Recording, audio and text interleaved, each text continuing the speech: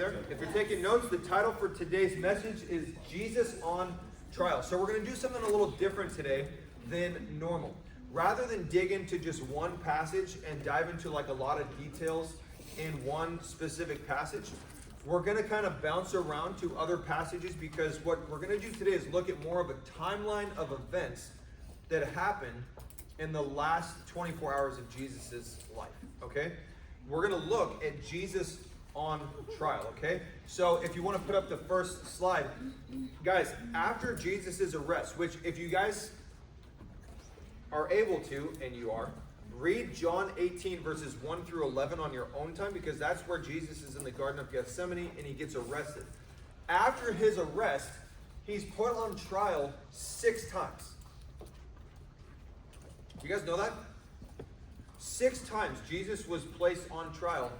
And all of this happens, guys, before his crucifixion, just in less than 24 hours. It's probably like 12 to 18 hours that this happens in a very short period of time.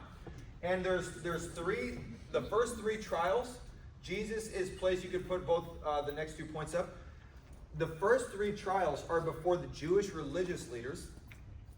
And then the last 3 trials are before the Roman civil authorities. Okay, like Pilate, he puts on trial before Pilate 2 times, and then Herod, who wasn't Roman per se, but he had the authority of Rome as well. But the first 3 trials are before the Jewish religious leaders, and it's those 3 that we're going to look at today.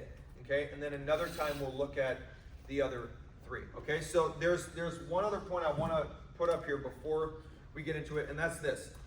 Every single one of these 6 trials had aspects to them that were illegal.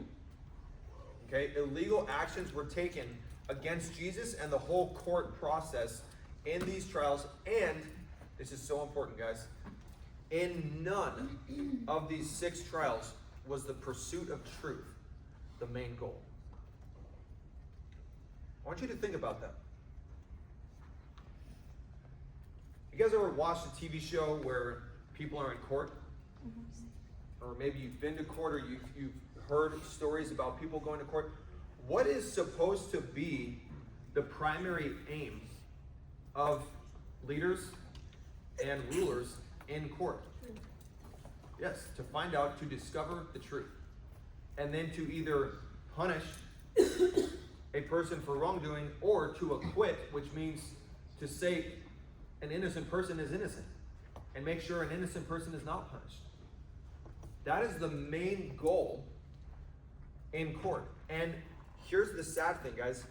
In all 6 of these trials, the pursuit of truth was not the main goal.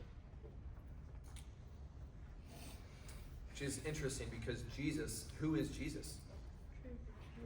Yeah, he claimed, I am the truth. And yet, truth was not sought after. Before we start reading in John 18, as we look at these 3 Jewish trials, it's important for you guys to know some of the laws for the Jewish leaders. Okay? Some of them they made up, others you find in the Bible. I think all of them are really good laws. I'm going to explain 18. It's a lot. But I'm going to go through with you right now and show you 18 different laws that the Jewish religious leaders had when it came to trials and court hearings. Okay? A couple of them come from the Old Testament. Most of them don't, but they're still really important and really good. Okay? So let's look at them. The first is that no trials were allowed to occur during the night hours before the morning sacrifice in the temple in Jerusalem. Okay? Keep these in mind, because these are going to be really relevant to our study. The second law was that trials were not to occur on the eve of a Sabbath or during festivals. Like, when does this trial happen for Jesus? What festival is going on? Passover. Okay, keep that in mind. The third law, all trials were to be public. Okay, secret trials were forbidden. Number 4, all trials were to be held in what's called the Hall of Judgment in the temple area. We're going through these quick, so you're not going to be able to write them all down. You guys can take pictures if you want. There's one more on this slide, though. The 5th law is that capital cases, capital meaning had to do with the death penalty, okay? Carrying out capital punishment. Capital cases required a minimum of 23 judges, okay? Next slide. Law number 6, an accused person could not testify against himself, okay? The prosecutors could not try to get a person to accuse themselves. Number 7, someone was required to speak on behalf of the accused person, like a defense attorney, kind of like we have, right? Hopefully you've never been in the situation where someone says you have the right to an attorney, but that's something we have in our legal system as well. Number 8 is that conviction, okay, convicting someone of a crime, it required the testimony of 2 or 3 at least witnesses to be in perfect alignment. Okay, if those witnesses, their testimony conflicted, then throw it out. Number 9, witnesses for the prosecution were to be examined and cross-examined extensively. Do you know what that means? Let me explain, okay? So basically, a person takes the oath, they testify, they're a witness in court. If they're going to be a witness, they need to be examined and cross-examined, questioned, interviewed, and make sure that their story is straight, okay? Number 10, capital cases, they had to follow a very strict order. So basically what would happen is they'd begin with the arguments made by the defense, like the defense attorney, and then arguments for conviction from prosecutors, okay? You can take a quick picture of that before we go on to the next slide. Law number 11 is that all of the Sanhedrin, you guys know what the Sanhedrin was? Anybody? Yeah. Huh? I thought you said, did you know? And I was like, yeah, I know. Oh, okay. All right. So the Sanhedrin, I'm going to explain them more in a little bit, but they were kind of like the supreme Jewish leader governing body.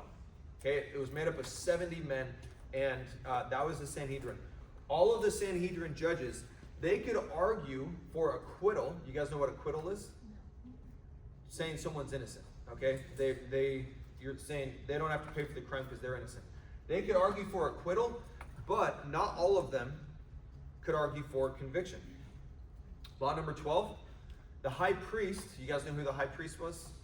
It's the one in the temple. Okay, he'd go in one time a year. God raised up the high priest. The high priest could not participate in the questioning. Okay, the high priest was strictly forbidden from questioning the defendant. Number 13, you guys still with me? I know it's a lot. Number 13, each witness in a capital case, capital punishment, okay, death penalty, they had to be examined individually, not in the presence of other witnesses. Can you guess why? What's the wisdom in that? They'd all make the same argument because they know exactly what the other person's going to say. Exactly. They don't want witnesses influencing each other. Okay? It's like when people try to, you guys ever seen a show where someone committed a crime? It's like, hey, let's make sure our story is the exact same so that, you know, we don't make any mistakes and then they find out we're criminals. I'll give you an example of this. So there was a high school where there were 3 high school boys who showed up late to school, and they drove together, and the teacher, they come into class late, and the teacher's like, why are you guys late? They're like, oh, well, we were driving to school and our tire got flat we got a flat tire on the way, so that's why we're late. He's like, okay. So at the end of class, he says to the 3 boys, okay, you guys stay here, like everyone else can leave, and then he put 2 of the boys outside and had just one student said, which tire went flat? It was the back right. Okay. Let him outside, told the other one, like, okay, you go to class, bring the next one, and which tire went flat? And then afterward brought the other student in, which tire went flat? And guess what? They all got the wrong tire. By which he knew that they were lying. Okay? Can you see the wisdom of let's interview the witnesses not all together so they can't influence each other? So they can't just copy each other's story. We want the truth. Remember, that's the main pursuit. Okay? Law number 14 is that the testimony of 2 witnesses that contradicted each other, you threw them both out. Okay? If you have 2 witnesses that are contradicting each other, throw both of the testimonies out. Rule number 15 is that voting for conviction, convicting the person, and sentencing them to death, it was to be conducted individually, beginning with the youngest. And here's the purpose, because in that culture, unfortunately, it's not the same in our culture. In our culture, people don't really esteem and value their elders. We look at people that are older and elders as like we despise them. And that's a really stupid thing and a bad thing in our culture. But in that culture, they really revered elders. They were the leaders. And so they didn't want younger people to be influenced by the older people's votes. And so they made the younger people go first. Law number 16 is that a verdict in a capital case, it was to be handed down only during the daylight hours. Law number 17, members of the Sanhedrin, okay, this is again the Supreme Jewish Council, they were to meet in pairs all night. They were to discuss the case and then reconvene in the morning to confirm the final verdict and impose sentence. And the final law, number 18, is that sentencing in a capital case was not to occur until the following day. Okay? I know that's a lot, but you're going to see why that's so significant. You guys ready for it? That was really reassuring. Are you guys ready for it? Yes. Trial number 1. Yeah, can you just go back to one slide really quick? That might take a while. You know, okay, good, got it? All right, we'll do it after. Okay, go ahead. That's a lot. Trial number 1. This is before the former high priest. His name was Annas. Okay? Annas was the high priest in Jerusalem from AD 6 to AD 15. Okay, forget it. We'll do it later. Take a picture later. All right, trial number 1.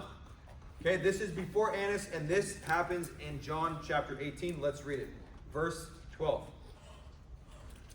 So remember, verses 1 through 11, they arrest Jesus in the Garden of Gethsemane. Verse 12, then the detachment of troops and the captain and the officers of the Jews arrested Jesus and bound him. And they led him away to Annas first, for he was the father-in-law of Caiaphas, who was high priest that year. Okay, so Annas is the former high priest. His son-in-law, Caiaphas, is the current high priest. Look at verse 15. And Simon Peter followed Jesus, and so did another disciple. Guess who that disciple is? John. Probably John. Okay, the guy who wrote John. Now that disciple was known to the high priest and went with Jesus into the courtyard of the high priest. But Peter stood at the door outside. Then the other disciple, who was known to the high priest, went out and spoke to her who kept the door and brought Peter in. You notice anything interesting? Is this a public trial? No. Peter couldn't just walk in. See, in order to get into this trial, you had to know people. Does that ring a bell? Breaking any of those laws we just read about? Mm-hmm. Let's skip down to verse 19 for now. Verse 19, the high priest then asked Jesus about his disciples and his doctrine. Notice anything off there? What was, exactly, high priest wasn't allowed to participate at all except just sit and listen. Verse 20, Jesus answered him, I spoke openly to the world. I always taught in synagogues and in the temple, where the Jews always meet, and in secret I have said nothing. Why do you ask me? Ask those who have heard me what I said to them. Indeed, they know what I said. And when he said these things, one of the officers who stood by struck Jesus with the palm of his hand, saying, do you answer the high priest like that? Jesus answered him, if I have spoken evil, bear witness of the evil. But if well, why do you strike me? Think about that, guys. Jesus was physically assaulted for simply making a statement. Annas asked him a question. Jesus answered that question, and then he gets assaulted for his answer. That's crazy, isn't it? We live in pretty wild times, don't we? You don't really see this happening in trials, but you do see this just people out on the street, right? There's a lot of people in our culture today who are afraid to voice their beliefs publicly because they might get physically assaulted. We see that happening. Guys, less than 6 months ago, Charlie Kirk was assassinated for simply speaking his opinions, his beliefs about things. That's insane. A society is in serious danger when that happens, when that becomes the norm, when people cannot simply answer a question or speak what's on their minds without the threat of physical violence. So, what aspects, let's jog your memory, what aspects of this trial were illegal? Anything stick out to you? From those 18 laws we just learned about and then read this passage? Well, one of them was they're supposed to have public trials, and it was not. And the other one was the high priest was being involved when he wasn't supposed to. Exactly. Good. What else? Didn't they say it had to be in a specific court hall? Good. In the Hall of Judgment. Good. And it definitely was not. And all the 70 Jewish leaders had to be there. Excellent. What else? It happened during the cover of night. Exactly. A lot of laws broken, right? Passover. Exactly. Let's put them up. Okay? Happened at night and on the eve of the Passover feast. That was against the law. It wasn't a public trial, but secret. Maya mentioned that one. It wasn't in the Hall of Judgment. Josh mentioned that. They had no jurisdiction. That's a big one. Did you guys catch that there were no charges actually made against Jesus? It's like, dude, why are we here? You're not even making any charges against Jesus. And there were no witnesses. Did you catch that? There were no witnesses brought forth. Again, why the heck are we even here? Jesus was physically abused during the trial. And though Annas was not the current high priest, if he was acting as such, think about it. He was questioning Jesus, but also his questions were intended to get Jesus to condemn himself. You're going to see that in every one of these trials.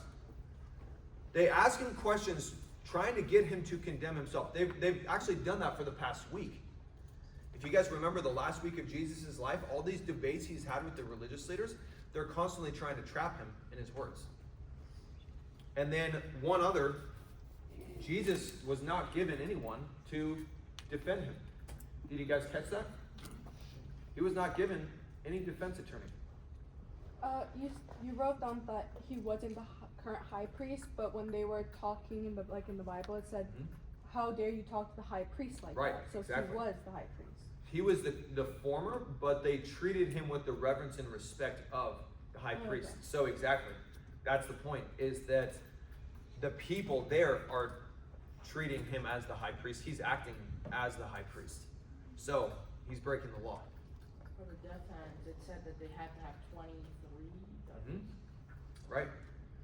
So, what can we conclude about trial number 1? Totally illegal. Interesting, isn't it? Trial number 2. You guys ready for it? No? Yes. All right, turn to Matthew chapter 26. It's a little bit to your left, a few books to your left. And you guys, if you're taking notes, you could jot down these references. These are all the passages that talk about trial number 2. And this is before a man named Caiaphas. This is the son-in-law of Annas. And trial number 2 before Caiaphas and some of the Jewish leaders. We're going to kind of read a few passages here. Matthew chapter 26. You guys ready? Look at verse 57. Matthew 26, verse 57. Now, remember all those 18 laws and see if you can detect things that are off in this trial. Verse 57.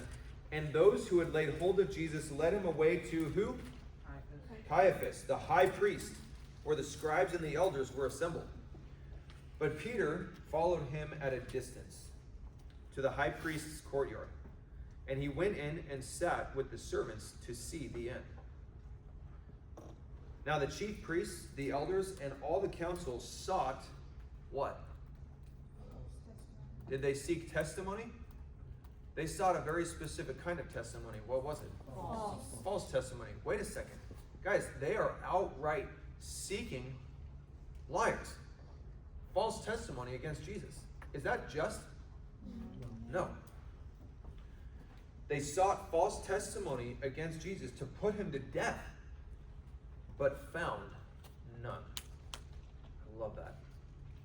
Even though many false witnesses came forward, they found none. But at least 2 false witnesses came forward and said, "This fellow said, I am able to destroy the temple of God and build it in 3 days." Now let's pause for 1 sec and look up on the screen. This is Mark's account of part of the passage. It says, "For many bore false witness against him, but their testimonies," what? "Did not agree." That's really important. "Then some rose up and bore false witness against Jesus, saying, 'We heard him say, I will destroy this temple made with hands, and within 3 days I will build another made without hands.'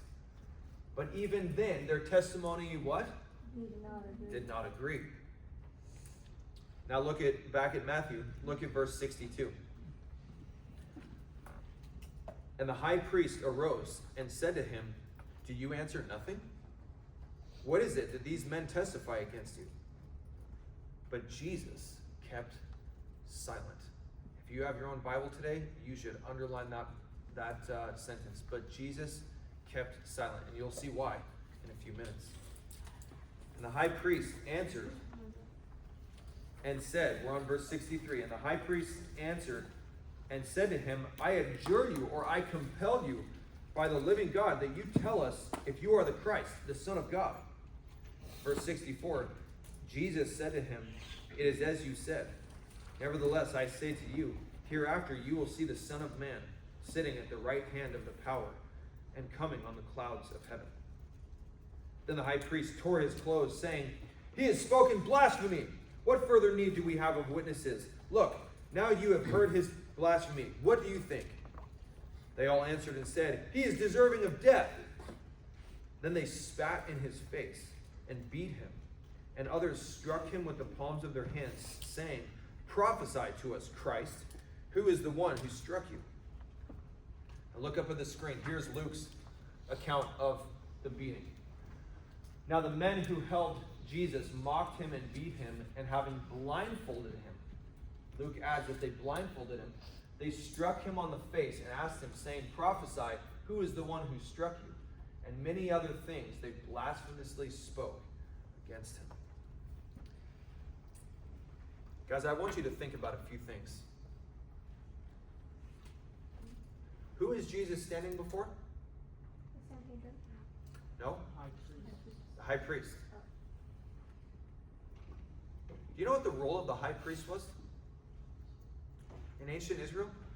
The high priest was to stand as the middleman between God and the people. The priest would pray to God on behalf of the people and ask God's forgiveness for the sins of the people. And he would represent the people when he came to God. He was like a mediator, a middleman. And guess what? One time of the year, only one person got to go into the inner court, the inner room of the temple called the Holy of Holies. And he would offer one thing on the altar, the Ark of the Covenant. You know what it was? Blood. One time a year, only one time he was allowed. He would go in, he would pour the blood of a lamb. Starting to see an interesting picture here.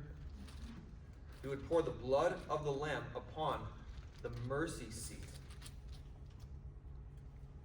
of the Ark of the Covenant. All symbolizing that when blood was sacrificed on the mercy seat, God would show mercy to the sins of the people. That was what the high priest would do. Do we have a high priest? Do we have a high priest? Yes or no? Yes. Yes. Who is our high priest? Jesus. Jesus. Scripture talks about it a lot, especially the book of Hebrews. We have a great high priest. Did he go into the Holy of Holies in Jerusalem and offer the blood of a lamb? No. No. The author of Hebrews says Jesus went into a much holier place, the holiest of all. And he did offer blood. And it was the blood of a lamb. The Lamb of God himself. And it was through that we have redemption. Amazing, isn't it? But guys, here's what I want you to catch. Think of how profound this picture is. Jesus, the eternal, great high priest, is standing trial before a human high priest.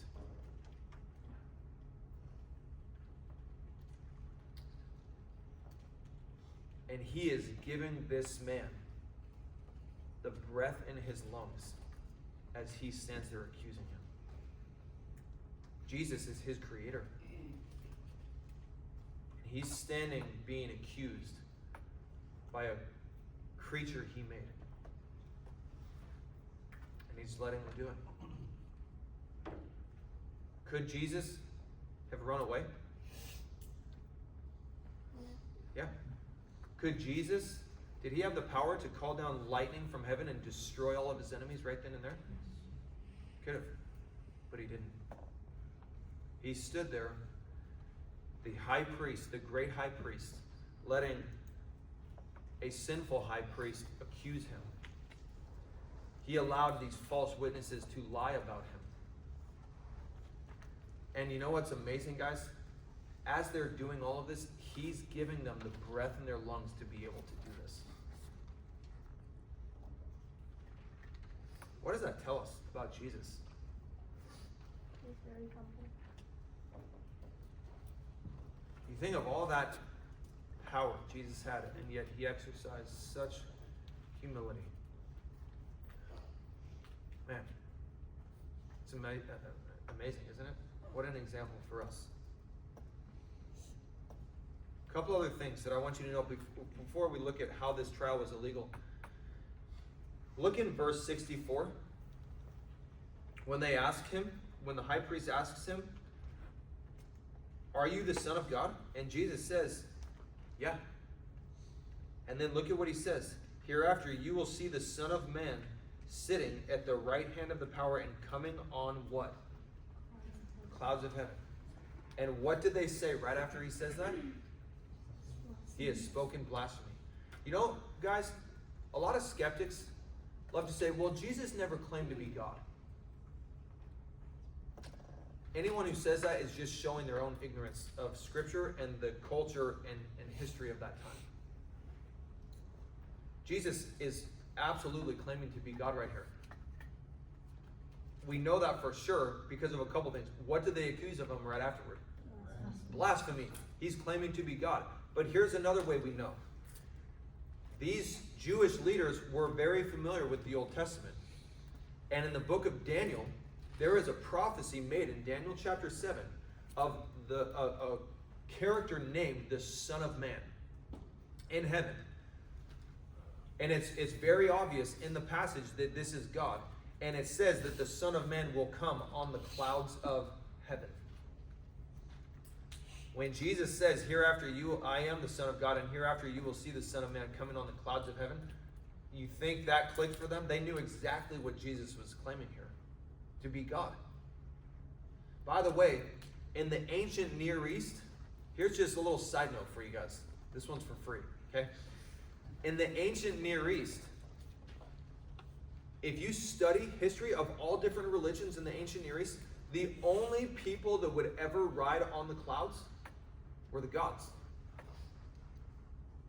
They were the only ones you would read of or be told would ride on the clouds. And yet Jesus says, "I, the Son of Man, will come on the clouds."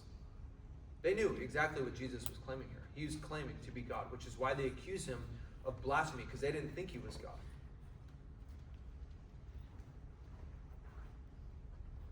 So let's look at it. What aspects of this trial were illegal? All the rules were broken. Yeah, quite a few. Give me some specifics. Okay. Melanie. One was that he didn't have anybody that was testifying for him. Good. Yeah, no defense. Good. Maya, what's another one? Someone was required to speak on behalf of the accused. They were Yep. That's part of that one. Yeah, good. high priest was being involved. Exactly. High priest was involved. He's asking the questions. They didn't let him defend himself first. Mm-hmm. Good. Anyone else? Yeah, Mikey? He was trying to get Jesus to testify against himself. Right. He's, by the questions he's asking, exactly, he's trying to set him up to testify against himself. There's no viable witnesses. Yep, there's no viable witnesses. They had witnesses, but what kind? False. False. It wasn't a public trial. Mm-hmm. Exactly. It wasn't public again. It was At night. Good.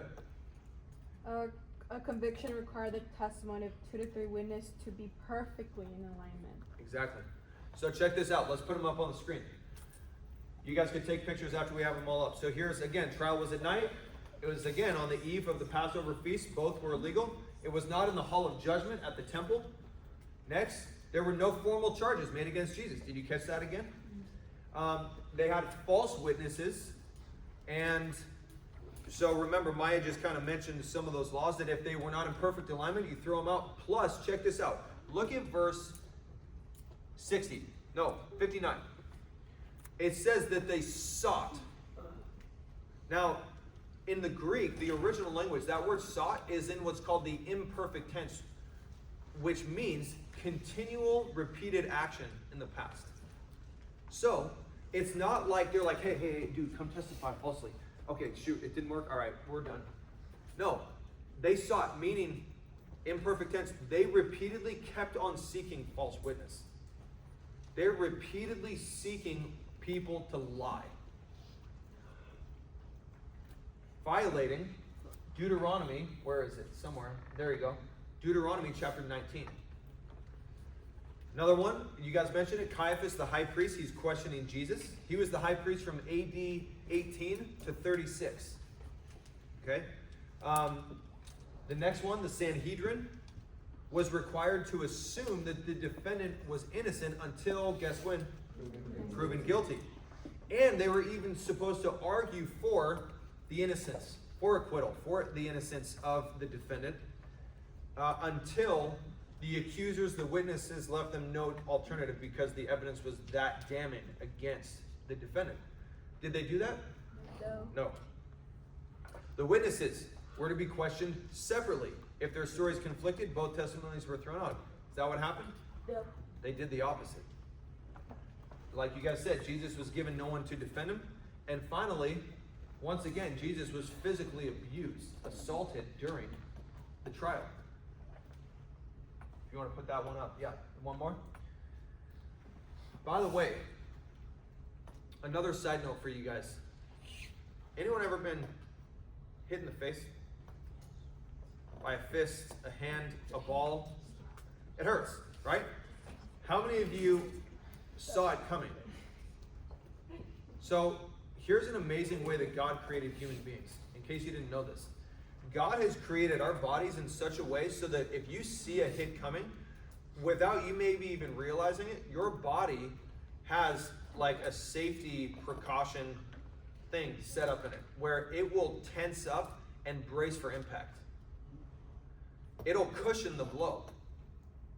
Your body will act in an amazing way where you don't even realize this is happening, but your body, because you see this hit coming, whether it's a fist, whether it's a ball, whether it's someone tackling you, your body will work in such a way so that it will cushion you and brace so that the hit is not as bad.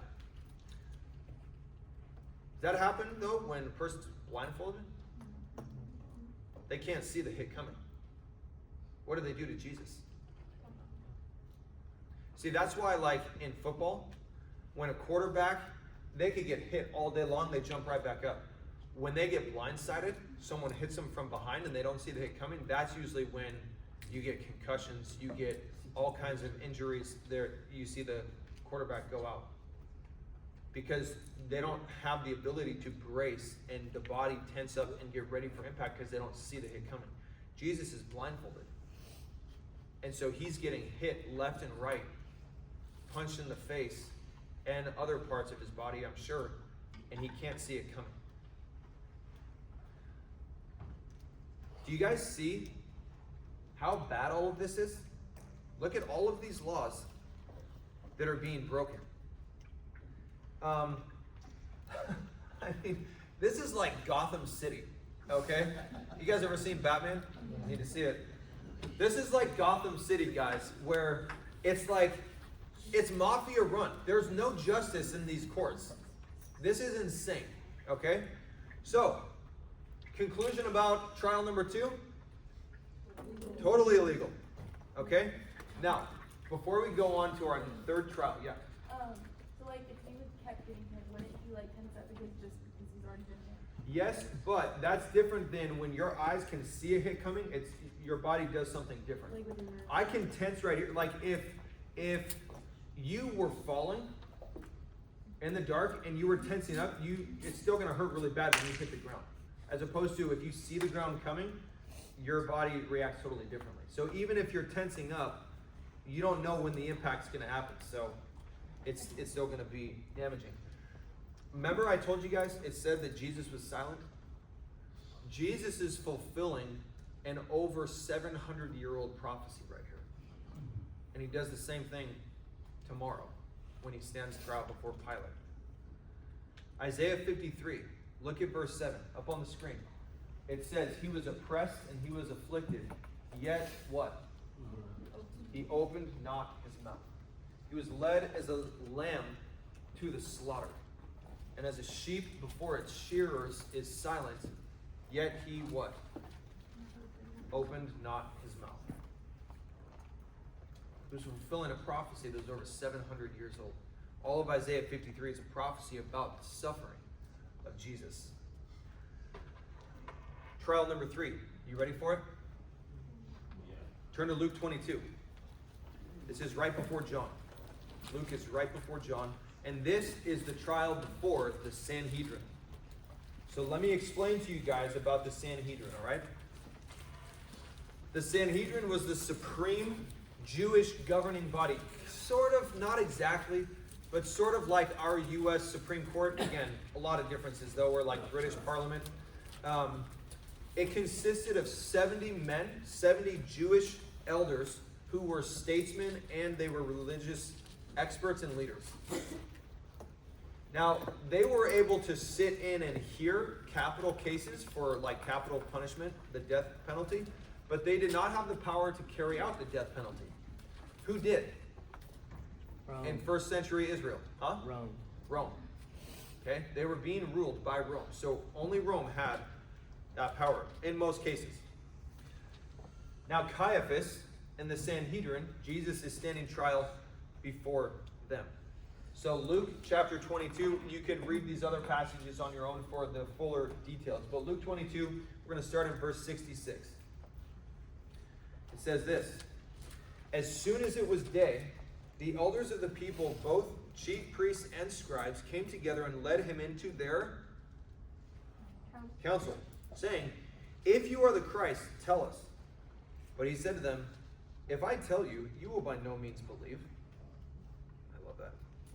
And if I ask you, you will by no means answer me or let me go. Hereafter, the Son of Man will sit on the right hand of the power of God. Oh, what's he claiming here? Once again, he's claiming to be God.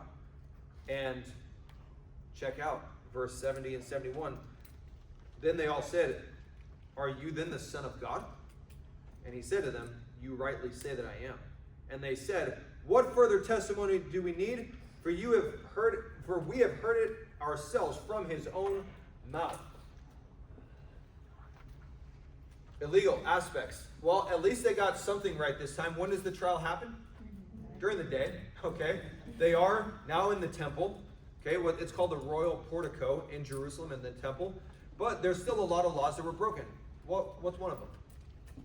Once again, did not have a person to defend him. There you go. What else? Same one. You go ahead and put them up. No one advocated for Jesus. The Sanhedrin judges were also the accusers. And the trial occurred during the Feast of Unleavened Bread.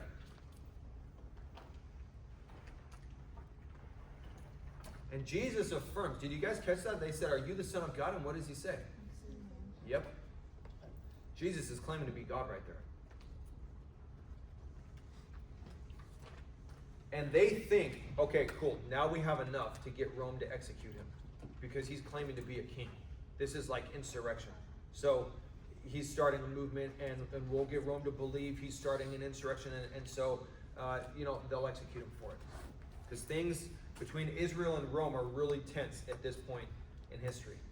In fact, tomorrow, there's going to be a guy that gets released in place of Jesus, and his name is Barabbas. And he is a murderer, a thief, and an insurrectionist. Insurrectionists could be put to death at that point in history by the Roman Empire, because in Israel especially, there were all kinds of insurrections rising up. Pilate was treading on thin ice with Rome. We'll get into that another time. Yeah? Wasn't Barabbas' name Barabbas Jesus? I think, maybe. I don't know. I don't remember. Good question, though. So these are the 3 trials before the Jewish religious leaders. Next time, guys, we're going to look at the 3 trials before the Roman authorities. Was this helpful? Yep. Learn something? Yes. So, as we close, again, I know this is a different type of study, but what can we learn from all this, guys? What are some of your takeaways? That sometimes because of people's hate, they don't look for the truth, they just look for a way to get people and punished for their own desires. Yeah. Who else?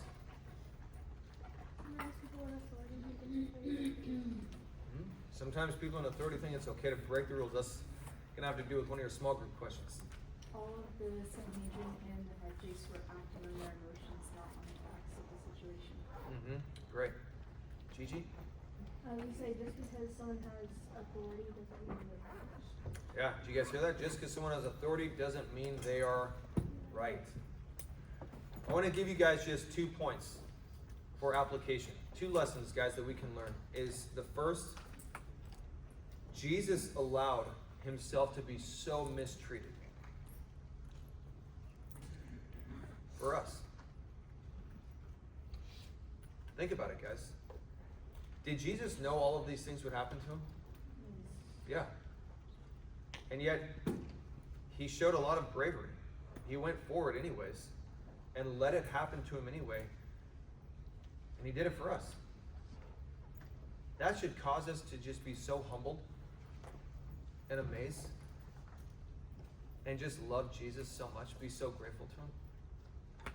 The second point of application, guys, is this. Jesus set a really good example for us for how we should act when we're mistreated, right? Doesn't mean you can never defend yourself. Sometimes you should and you need to when you're mistreated.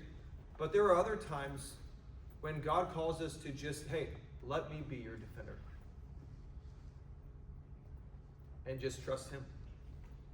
Jesus was silent. And sometimes that's the right response.